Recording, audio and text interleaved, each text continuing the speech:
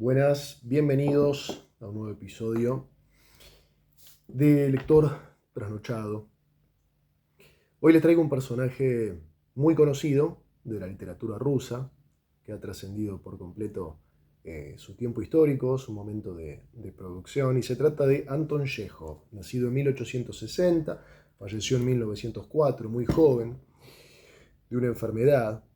Algunos datos que no se conocen de su figura es que estudió medicina. Él efectivamente estudió medicina, se recibió de médico, venía de una familia trabajadora que sufrió ciertas carencias, 5 hermanos.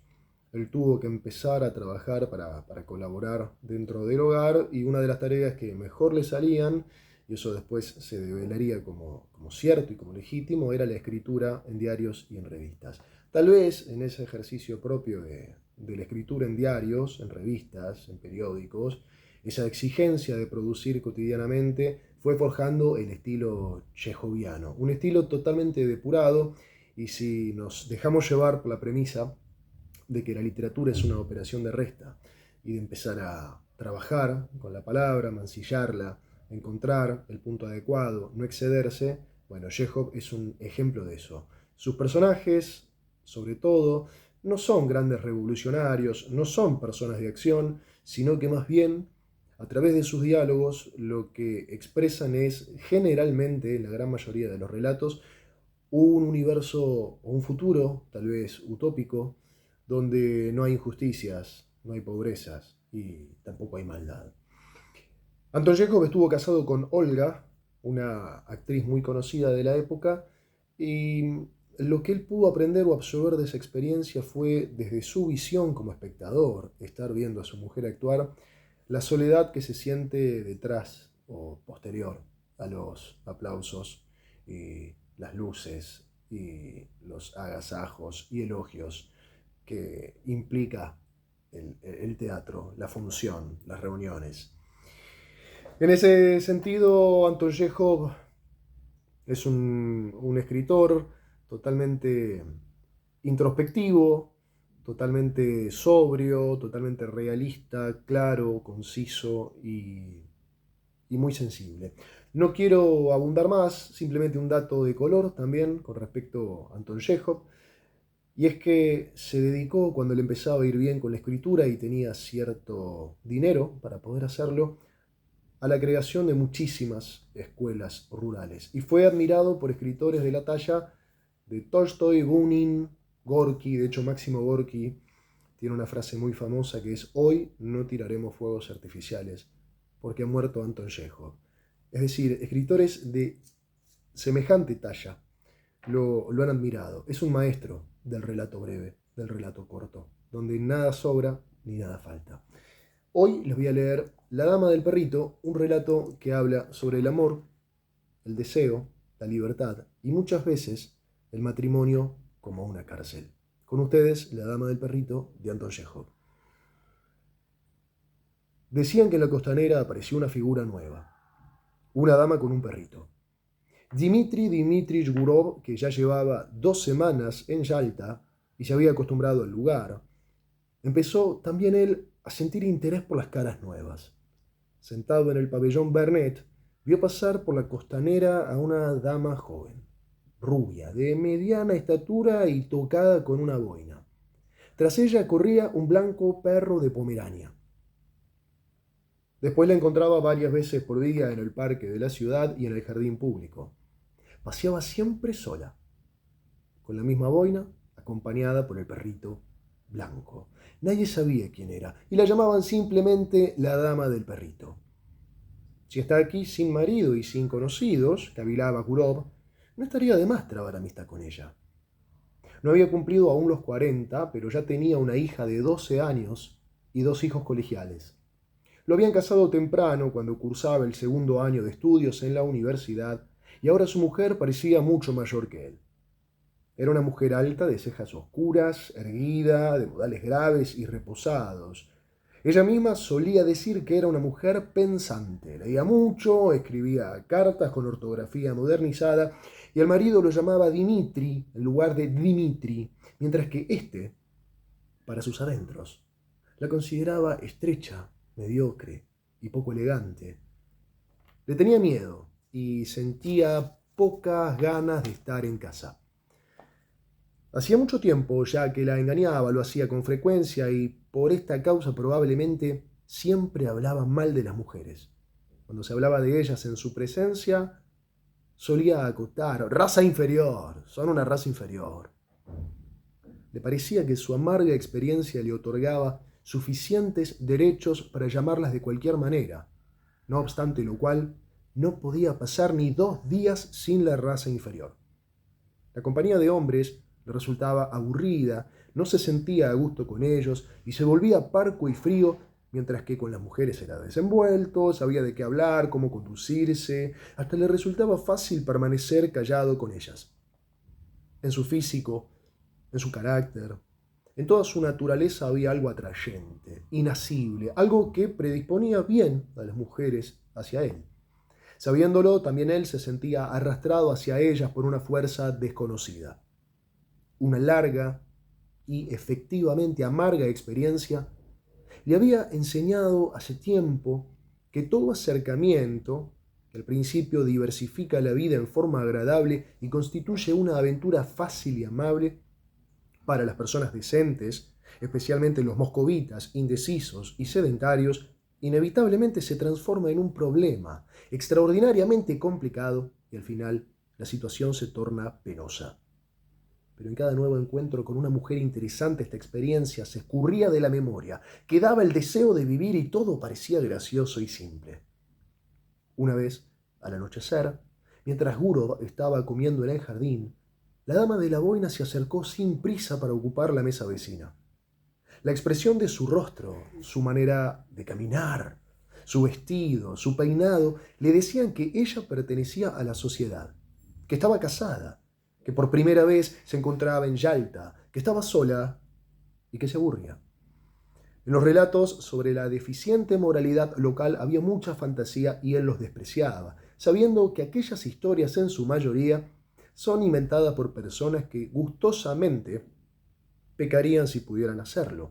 Pero cuando la dama se sentó en la mesa vecina, a 3 pasos de distancia, él recordó esos cuentos acerca de las conquistas fáciles y las excursiones a las montañas y sintióse dominado por la seductora idea de una breve, pasajera relación, un romance, con una mujer desconocida de quien no sabía ni el nombre ni el apellido. Llamó cariñosamente al perro y cuando éste se le hubo acercado, lo amenazó con el dedo.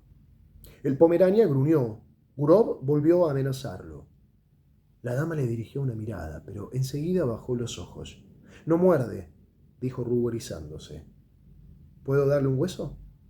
Y cuando ella asintió con la cabeza, le preguntó afablemente: «¿Hace mucho que llegó a Yalta?» «Unos 5 días». «Y yo estoy arrastrando ya la segunda semana». Callaron un rato. «El tiempo pasa rápido, y sin embargo uno se aburre mucho aquí», dijo ella sin mirarlo. «Así se dice. El hombre vive en su pueblo de Beled o en Cisdra y no se siente aburrido, pero llega hasta aquí y ¡ay, qué aburrimiento, qué polvo!», como si viniera de Granada. Ella se rió, ambos se rieron. Luego continuaron comiendo en silencio como 2 desconocidos. Pero después de la comida salieron juntos y comenzó la graciosa y ligera conversación de personas libres y satisfechas, a quienes les resulta igual a dónde ir y de qué hablar. Paseaban y hablaban de la extraña iluminación del mar. El agua tenía un suave y tibio color. La luna tendía sobre ella una franja dorada. Hablaban del aire sofocante que quedó después de un día de calor. Gurov le contó que era moscovita, que había hecho estudios de filología, pero que trabajaba en un banco. Antes se preparaba para cantar en la ópera privada, pero luego abandonó el canto, que tenía 2 casas en Moscú.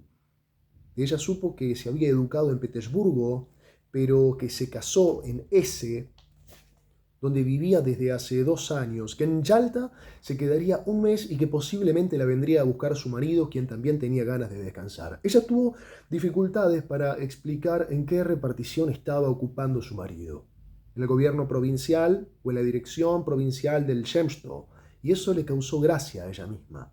Gurov se enteró también de que ella se llamaba Anna Sergeyevna. Anna Sergeyevna. Más tarde, en su habitación, pensó en ella, en que probablemente mañana volverían a encontrarse. Así debía ser.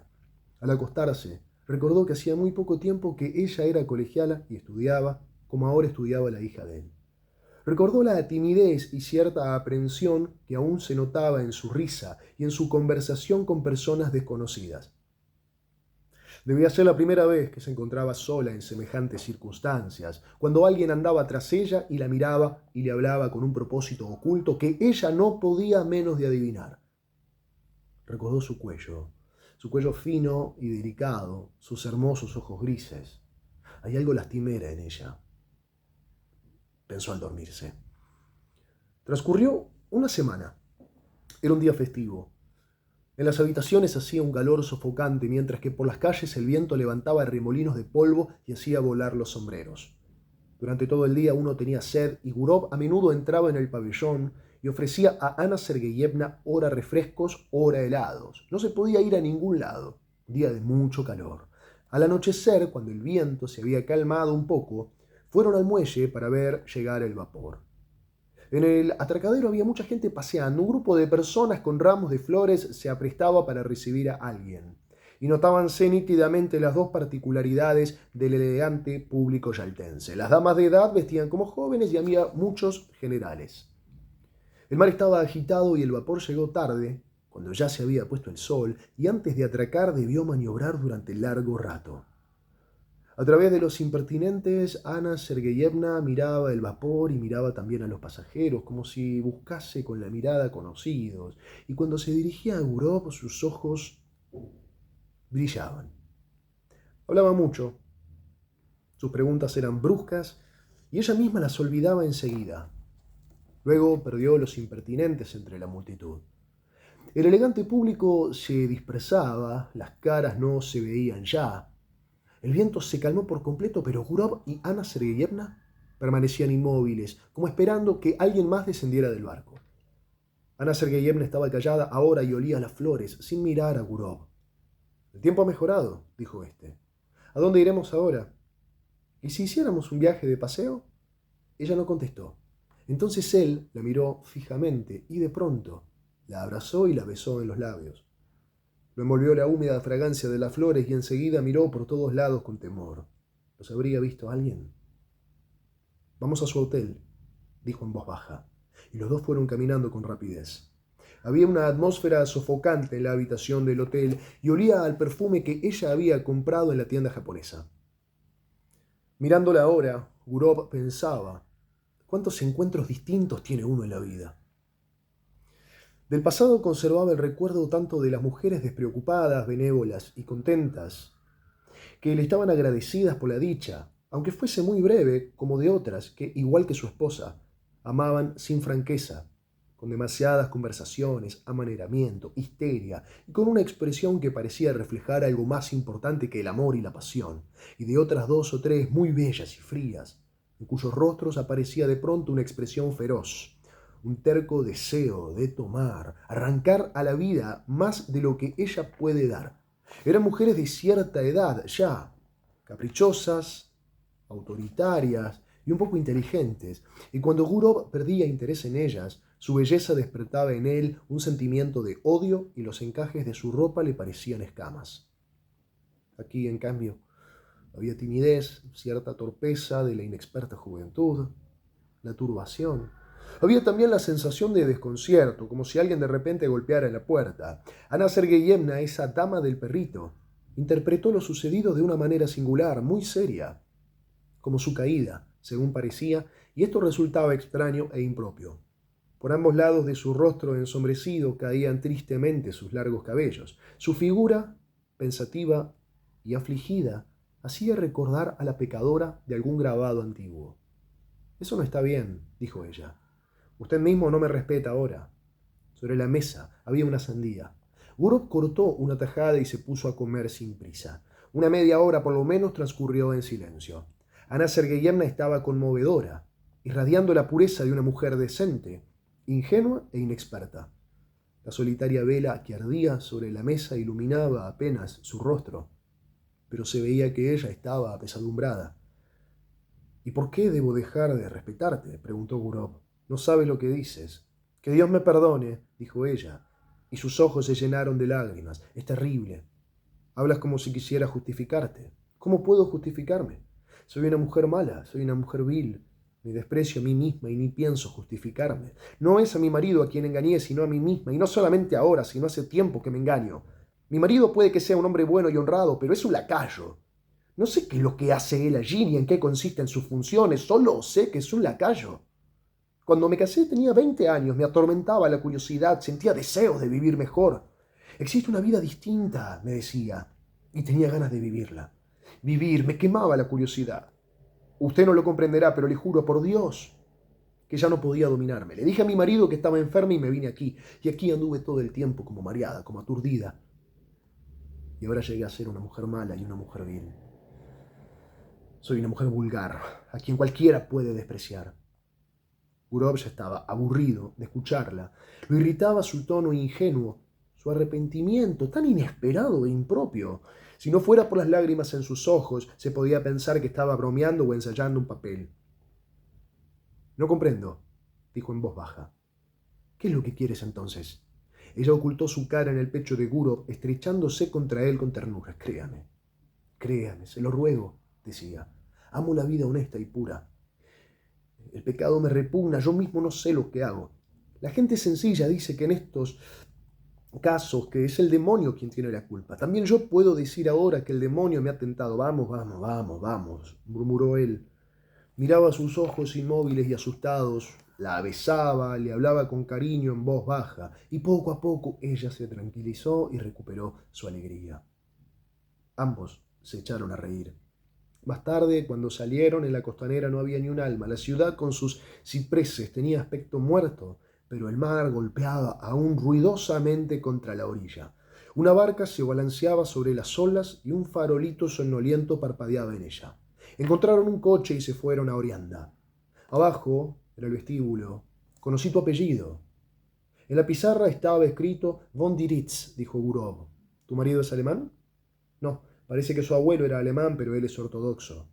En la oreanda se sentaron sobre un banco cerca de la iglesia, mirando en silencio el mar que se extendía abajo. Yalta apenas era visible a través de la bruma matinal. Las blancas nubes permanecían quietas en las cimas de las montañas. Las hojas de los árboles no se movían, cantaban las cigarras, y el monótono y sordo rugido del mar que llegaba desde abajo hablaba de la paz, del eterno sueño que nos espera. Así rugía el mar cuando no había aquí ni Yalta ni Orianda. Así ruge ahora y rugirá sordamente con la misma indiferencia cuando todos nosotros no estemos. Y en esta constancia, en esta total indiferencia hacia la vida y la muerte de cada uno de nosotros, se oculta quizá la premisa de nuestra salvación eterna, del continuo movimiento de la vida sobre la tierra, del continuo perfeccionamiento. Sentado junto a la joven, que parecía tan bella aquella mañana, calmado y hechizado por todo el paisaje de ensueño, el mar, las montañas, las nubes, el cielo inmenso. Gurov pensó que en realidad todo es bello en este mundo, todo excepto lo que pensamos y hacemos olvidando los supremos propósitos de la existencia y nuestra dignidad humana. Se acercó un hombre de repente, por lo visto el sereno, los miró y se fue, y este detalle también parecía misterioso y bello. Luego vieron llegar un vapor procedente de Teodosia, iluminado por el alba y con las luces ya apagadas. Hay rocío sobre la hierba, dijo Ana Sergeyevna después de un largo silencio. Sí, ya es hora de irnos. Y volvieron a la ciudad. Cada mediodía se encontraban en la costanera, almorzaban juntos, paseaban, admiraban el mar. Ella se lamentaba de que dormía muy mal y que tenía palpitaciones. Le formulaba siempre las mismas preguntas, instigada por los celos o por el temor de que no la respetara del todo. Y a menudo, en la plazoleta o en el parque, cuando no había nadie cerca de ellos, él la atraía de pronto y la besaba con pasión. El ocio total, los besos a plena luz del día, el calor y el constante deambular del público ocioso, satisfecho y bien vestido, parecían haberlo regenerado. Le decía a Ana Sergeyevna cuán hermosa y seductora estaba, se mostraba impaciente y apasionado, no la dejaba sola ni por un momento, mientras que ella con frecuencia se quedaba pensativa, y le suplicaba que reconociera que no la respetaba ni la amaba en absoluto y que no veía en ella más que a una mujer vulgar. Casi todas las noches partían afuera, a Oreanda o a las cataratas, y el paseo siempre resultaba placentero. Las impresiones invariablemente eran soberbias, magníficas. Esperaban la llegada del marido, pero llegó una carta suya en la cual notificaba que le dolían los ojos y le rogaba a su mujer que regresara a casa lo antes posible. Ana Sergeyevna, presurosa, comenzó a prepararse para el viaje. «Está bien eso de que me vaya», decía a Gurov. «Es el destino». Partió y él la acompañó. Viajaron durante todo el día. Cuando subía al vagón del tren rápido y cuando sonó la segunda campanada, le dijo: «Deje que lo mire un poco más. Un poco más». Así. No lloraba, pero estaba triste y parecía enferma. Su rostro temblaba. «Pensaré en usted. Lo recordaré», le decía. «Quédese con Dios y no me recuerde mal. Nos despedimos para siempre. Es preciso que así sea porque no debíamos encontrarnos. Bueno, lo recordaré para siempre. Adiós». El tren se fue rápido. Sus luces desaparecieron muy pronto y al cabo de un minuto ya no se oía ningún ruido, como si todos se hubieran puesto de acuerdo adrede para interrumpir de golpe ese sueño, esa locura. Al quedarse solo en el andén y al mirar la oscura lejanía, Gurov escuchaba el canto de las cigarras y el zumbido de los cables telegráficos con la sensación de una persona recién despierta. Pensó que en su vida hubo una andanza más, una aventura más, que ya había terminado y que solo quedaba un recuerdo. Estaba conmovido, estaba triste y un poco arrepentido. Esta mujer con la cual nunca más había de encontrarse no fue feliz con él. Él había sido amable, él había sido cordial con ella, pero en su manera de tratarla, en su tono, en sus caricias aparecía la sombra de una leve ironía, de una ruda soberbia de un hombre feliz, quien además casi le doblaba en edad. Ella siempre lo llamó bueno, extraordinario, persona de elevados sentimientos. Por lo visto, él aparecía a los ojos de ella no como el hombre que era, sino como otro, y por consiguiente la engañaba sin querer. Aquí, en la estación, ya olía a otoño. La noche estaba fresca. «Ya es tiempo de que me vaya también al norte», pensó Gurov, retirándose del andén. En su casa de Moscú, el ambiente era ya invernal. Diariamente se prendía el fuego en las estufas y las mañanas eran oscuras, de modo que cuando los niños se preparaban para ir al colegio y tomaban el desayuno, la niñera encendía la lámpara. Habían llegado ya los primeros fríos. Cuando cae la primera nevada resulta agradable, durante el primer viaje en trineo, mirar la tierra blanca y los tejados blancos. Uno respira suave y libremente y en estos momentos recuerda sus años mozos. Los viejos tilos y abedules, blancos por la escarcha, tienen una expresión bonachona. Están más cerca del corazón que los cipreses y las palmeras, y junto a ellos uno ya no tiene ganas de pensar en las montañas y el mar. Gurov era moscovita, regresó a Moscú en un día hermoso y frío, y cuando dio un paseo por la Petrovka, llevando puesto la yuba y los guantes, así como al atardecer del sábado, oyó el tañer de las campanas. El reciente viaje y los lugares en que había estado perdieron para él todo encanto.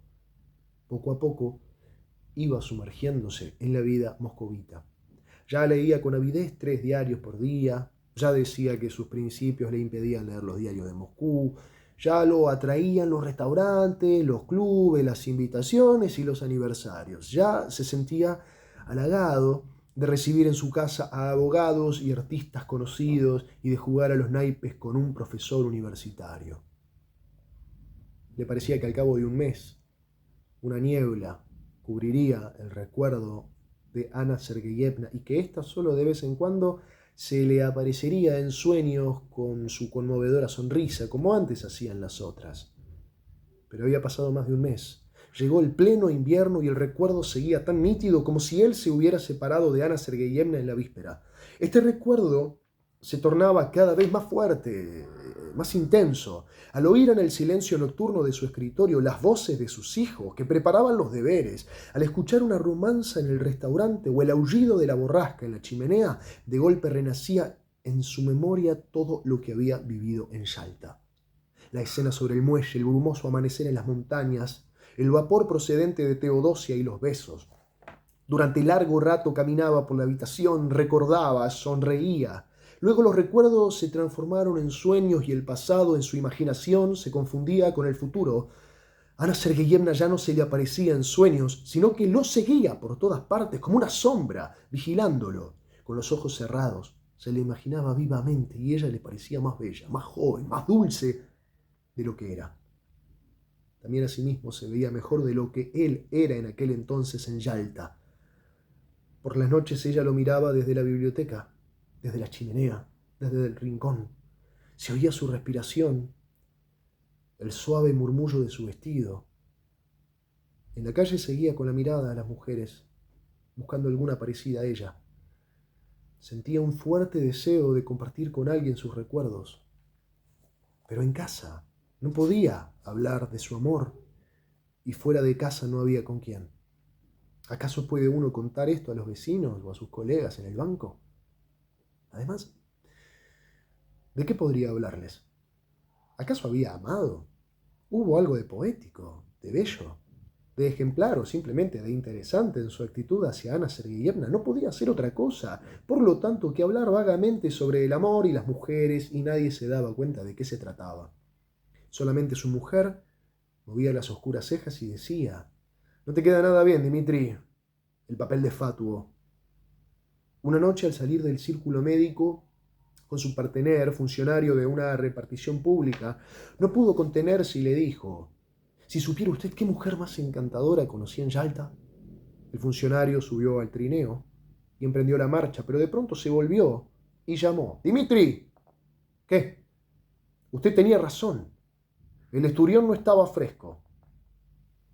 Estas palabras tan comunes indignaron a Gurov. Le parecieron despreciables y sucias. ¡Qué costumbre salvaje! ¡Qué gente! ¡Qué noches absurdas! ¡Qué días tan grises! ¡Qué vida tan poco interesante! El desenfrenado juego a los naipes, la gula, la borrachera, las incesantes charlas siempre sobre lo mismo, las innecesarias tareas y las conversaciones sobre el mismo tema se apoderan de la mejor parte del tiempo, de las mejores fuerzas, y queda al final una vida limitada y vacía, sin ningún sentido, de la cual ni siquiera uno puede escapar, como si estuviera recluido en una casa de locos o en una cárcel. Lleno de indignación, Gurov no pudo pegar los ojos en toda la noche y luego, todo el día siguiente, lo pasó con dolor de cabeza. En la noche sucesiva tampoco pudo dormir bien. Permanecía sentado en la cama pensando, o caminaba de un rincón a otro. Sus hijos lo fastidiaban, el banco lo fastidiaba. No tenía ganas de ir a ninguna parte ni de hablar con nadie. En diciembre, durante las fiestas, hizo las maletas, dijo a su mujer que iba a Petersburgo para interceder por un joven y partió. ¿Para qué? Él mismo no lo sabía bien.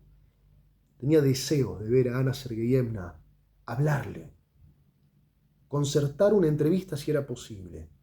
Llegó a S por la mañana y ocupó la mejor habitación en el hotel, cuyo suelo estaba cubierto por un soldadesco paño gris, y donde había una mesa con un tintero gris a causa del polvo que lo cubría, y con un jinete sin cabeza que sostenía un sombrero en su mano levantada. El portero le dio los informes necesarios. Von Diderich vivía en la calle antigua, Gonjarnaya, en casa propia, no muy lejos del hotel. Tratábase de una persona acomodada que tenía caballos propios y que era conocida en toda la ciudad. El portero pronunciaba su nombre así, Dridritris. Gurov se encaminó sin prisa a la antigua Gonjarnaya y encontró la casa. Frente al edificio extendíase una larga cerca gris protegida con clavos. Con semejante cerca ante la vista, cualquiera tendría ganas de escapar, pensó Gurov mirando ya las ventanas, ya la cerca. Hoy es un día festivo, cavilaba, y el marido probablemente está en casa. De todos modos sería de poco tino entrar en la casa y confundirla. Y si le mando una esquela, esta puede llegar a parar a manos del marido y entonces todo quedaría estropeado. Lo mejor es confiar en una ocasión. Y seguía paseando por la calle junto a la cerca y esperando esta ocasión. Un mendigo entró por el portón y lo atacaron los perros. Una hora más tarde se oyeron los sonidos del piano, débiles, apenas perceptibles. Seguramente Ana Sergeyevna estaba tocando. Abrióse de repente la puerta principal de la casa y salió una viejecita, detrás de la cual corría el conocido Pomerania blanco. Gurov quiso llamarlo, pero su corazón comenzó a latir con fuerza y, dominado por la emoción, no pudo recordar el nombre del perro. Seguía caminando y empezaba a odiar la cerca gris. Pensaba con irritación que Ana Sergeyevna podía haberlo olvidado y que quizás se divertía ya con otro, lo que no dejaría de ser perfectamente natural, dada la situación de la joven mujer, obligada a ver durante todo el día esa maldita cerca. Volvió a su hotel y durante largo rato permaneció sentado en el diván sin saber qué hacer. Luego comió y pasó mucho tiempo durmiendo. Todo esto resulta bastante estúpido y molesto, pensó al despertarse mirando las oscuras ventanas. Era de noche. Después de tanto dormir, ¿qué haré ahora de noche? Estaba sentado en la cama, cubierta por una barata manta gris, parecida a las que se usan en el hospital, y se burlaba de sí mismo con fastidio. Aquí la tienes a tu dama del perrito. Aquí tienes tu aventura. Quédate pues aquí y descansa. Aún por la mañana, en la estación, le había saltado a la vista un afiche con letras muy grandes. Por primera vez daban La Geisha. Lo recordó ahora y fue al teatro. Es posible que vaya a los estrenos, pensó. El teatro estaba lleno, como todos los teatros provincianos en general. Había allí una niebla que se elevaba por encima de las arañas. El paraíso se agitaba ruidosamente. En la primera fila de la platea, antes del comienzo, estaban de pie los petimetres locales, con las manos echadas a la espalda. En el palco del gobernador, en el primer asiento, se hallaba sentada la hija de aquel, con una boa al cuello, mientras que él mismo se ocultaba modestamente detrás de la cortina, de modo que solo se veían sus manos. El telón se movía, oscilando, y la orquesta afinaba los instrumentos largamente. Mientras el público entraba y ocupaba los asientos, Gurov buscaba con los ojos ansiosamente. Ana Sergeyevna llegó también, se sentó en la tercera fila y cuando Gurov la miró, sintió oprimírsele el corazón al comprender claramente que en todo el mundo no existía para él persona más íntima, más cara y más importante. Aquella mujer perdida en la multitud provinciana, sin rasgos notables y con sus vulgares impertinentes en la mano, llenaba ahora toda su vida. Era su desdicha y era su alegría. Era la única felicidad que deseaba para sí, y a los sones de una mala orquesta, de unos pobres violines provincianos, pensaba cuán bella era. Pensaba y soñaba. Junto con Ana Sergeyevna entró y se sentó a su lado un hombre joven de patillas cortas, muy alto, algo encorvado. A cada paso movía la cabeza como si saludara constantemente. Debía ser el marido, a quien ella llamó lacayo en un arranque de amargura en Yalta. En efecto, había algo de lacayo en su larga figura, en sus patillas, en su pequeña calva. Tenía una sonrisa dulzona y en su ojal brillaba, cual la chapa del lacayo, el distintivo de una sociedad científica. En el primer entreacto el marido salió a fumar y ella se quedó en su butaca. Gurov, que también estaba en la platea, se le acercó y le dijo con voz insegura y con una sonrisa forzada: «Buenas noches». Ella lo miró, palideciendo en el acto. Luego, sin creer a sus propios ojos, volvió a mirarlo con terror y apretó fuertemente en sus manos el abanico y los impertinentes, luchando consigo misma para no desmayarse. Los dos callaban. Ella se quedó sentada mientras que él permaneció de pie, asustado por su turbación, sin atreverse a tomar asiento a su lado. Cantaron los violines y las flautas, que estaban siendo afinados. Daba miedo, parecía que desde todos los palcos los estaban mirando. Ella se levantó y se dirigió deprisa a la salida. Él la siguió y los dos caminaron sin rumbo por los pasillos, por las escaleras, subiendo, bajando. Ante su vista pasaban unos hombres con uniformes judiciales, administrativos o de profesor. Pasaban las damas, los abrigos colgados en los percheros. La corriente de aire traía el olor de colillas y Gurov tenía su corazón latiendo con fuerza. Y por dentro pensaba: Dios mío, ¿para qué esta gente? ¿Para qué esta orquesta? ¿Para qué? En ese instante recordó de golpe cómo aquella noche en la estación, después de despedir a Ana Sergeyevna, se decía a sí mismo que todo había terminado y que jamás volverían a verse, pero cuán alejado estaba el fin. En una estrecha y oscura escalera donde un letrero señalaba la entrada al anfiteatro, ella se detuvo. «¿Qué susto me ha dado usted?», dijo, jadeando, pálida, aún aturdida. «¡Qué susto! Apenas me mantengo en pie». ¿Por qué ha venido usted? ¿Por qué? Pero compréndame, Ana, compréndame, dijo él apurado en voz baja. Le ruego que me comprenda. Ella lo miraba con miedo, con amor, implorando. Lo miraba fijamente para retener sus rasgos en la memoria con más nitidez. Sufro tanto, prosiguió ella sin escucharlo. Durante todo el tiempo solo pensé en usted. La vida para mí era pensar en usted. Quería olvidarlo. ¿Por qué ha venido? ¿Por qué? Más arriba, en el descanso, dos colegiales fumaban mirando abajo, pero eso lo tenía sin cuidado a Gurov, quien atrajo a Ana Sergeyevna hacia sí y comenzó a besar su cara, sus mejillas, sus manos. ¿Qué hace usted? ¿Qué hace?, decía ella, atemorizada, apartándolo. Los dos estamos perdiendo la razón. Parto hoy mismo, ahora mismo, váyase. Le imploro, por favor, le suplico, por lo más sagrado que tenga, váyase. Alguien viene, alguien viene. Y alguien subía efectivamente por la escalera. Usted debe partir, continuó Ana Sergeyevna en un susurro. ¿Me oye, Dmitri? Iré a verlo a Moscú. Nunca fui feliz. No lo soy ahora ni nunca lo seré nunca, pero no me haga sufrir más aún. Le juro que iré a Moscú, pero ahora separémonos, mi querido, mi bueno, mi amado. Separémonos ahora, váyase. Ella le estrechó la mano y comenzó a bajar rápidamente, volviéndose cada tanto para mirarlo. Y en sus ojos se notaba que en efecto no era feliz. Gurov se quedó un rato parado, aguzando el oído. Luego, al cesar todos los ruidos, buscó su guardarropa y se fue. Y Ana Sergeyevna empezó a ir a verlo a Moscú. Cada 2 o 3 meses, partiendo de ese, decía a su marido que iba a consultar con el médico acerca de su dolencia femenina, y el marido le creía, y no le creía al mismo tiempo. En Moscú se alojaba en el hotel Bazar Eslavo y enseguida enviaba a Gurov un mensajero de gorra colorada. Gurov la visitaba y nadie en Moscú se enteraba de ello. Una mañana de invierno se dirigía a verla.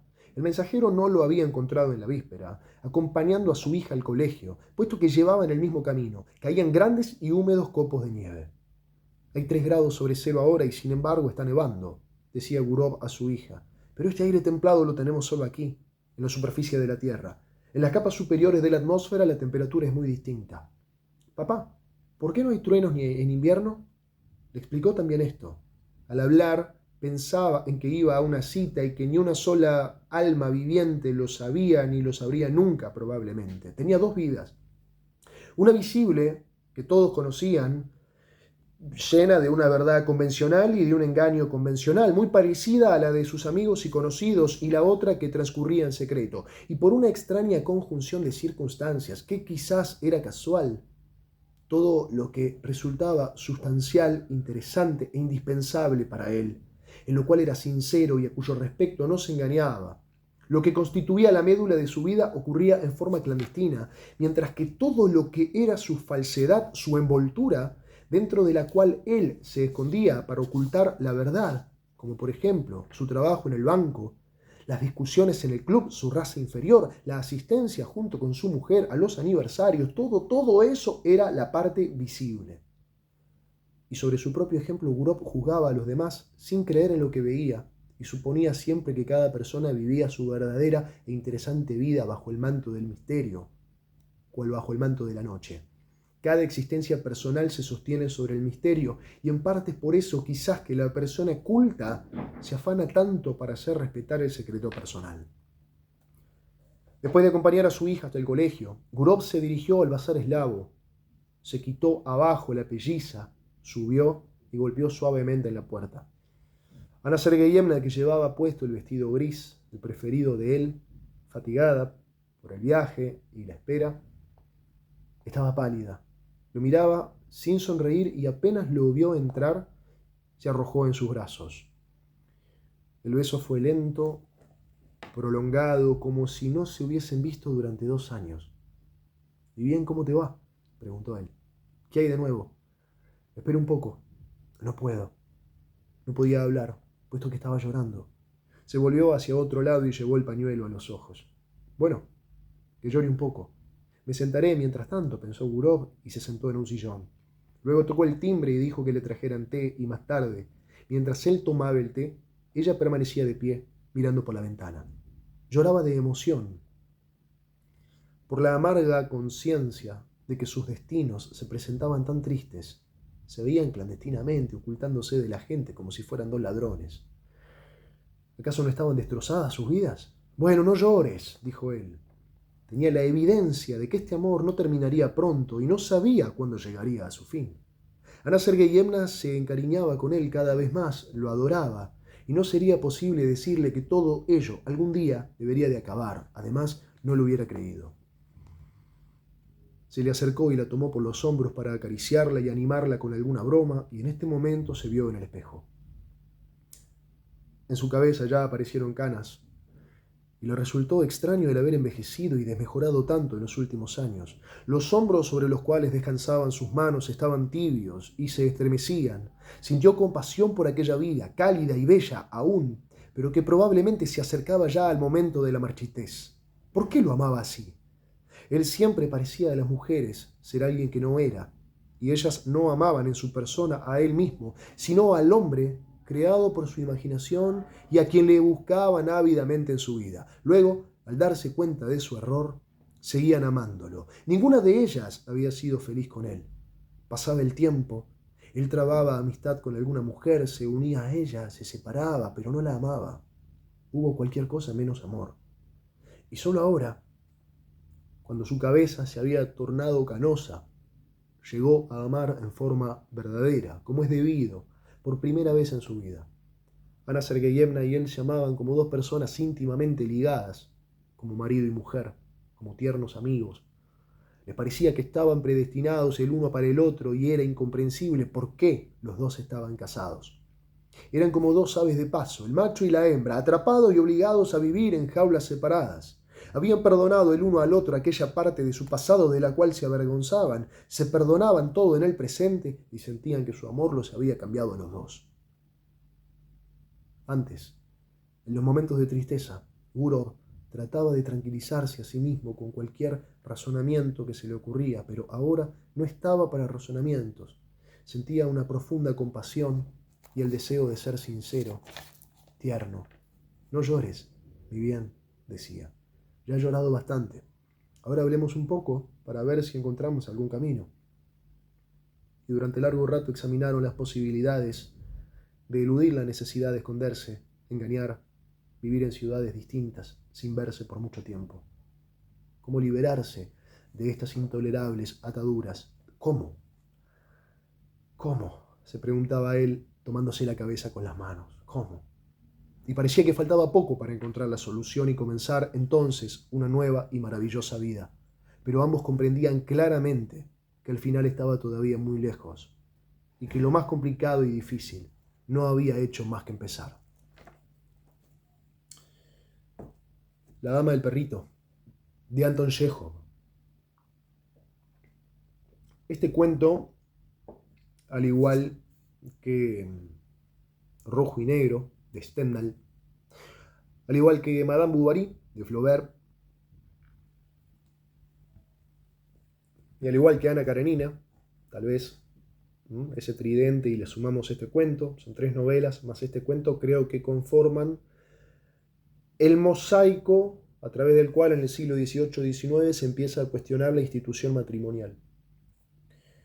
La institución matrimonial tal vez como una cueva en la cual hay amor, un deseo inicial, luego se consolida el amor, pero pasa a ser un amor de compañía, un amor amistoso,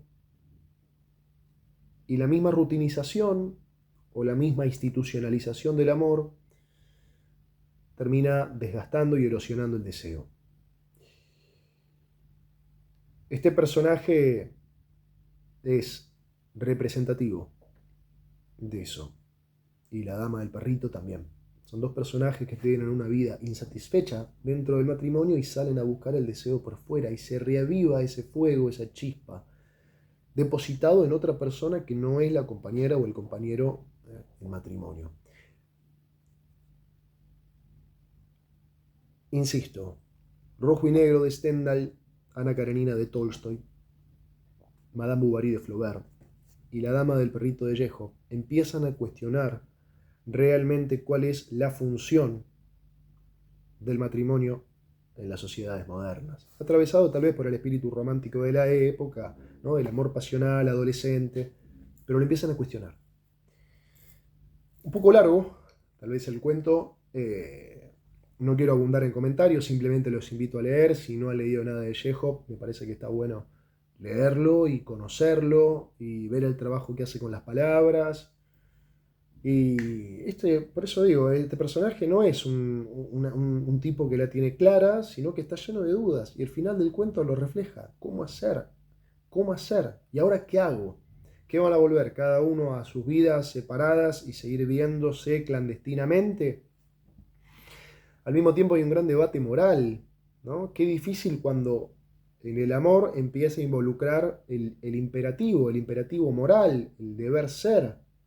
Yo te prohíbo el deseo que pueda llegar a tener en otra persona, te lo prohíbo por un deber ser.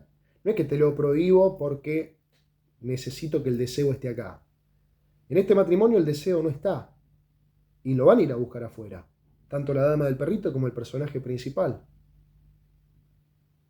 La prohibición es un deber ser. El matrimonio, la institución viene a formar eso, un deber ser, un imperativo, una moral, una ética, en la cual dos personas libres, con deseos, con búsquedas, con riesgo, empiezan desde sus cuerpos, desde sus deseos, desde su palabra y desde su libertad a responder el uno al otro. Esto es lo que nos dicen estos autores respecto al matrimonio. Algo que espacialmente comienza dentro de la casa, en la convivencia, se extiende después en el tiempo, espacio y tiempo. Y todo lo que hago, que previo al matrimonio formaba parte de mi libertad, en el matrimonio empieza a ser una cuenta que tengo que responder al otro, que tengo que contar al otro, que tengo que narrar. En caso de falta, la culpa. Interesante para pensar esto. Bueno, nos reencontramos en una próxima ocasión y gracias a los que estuvieron del otro lado hasta el final. Chau, chau.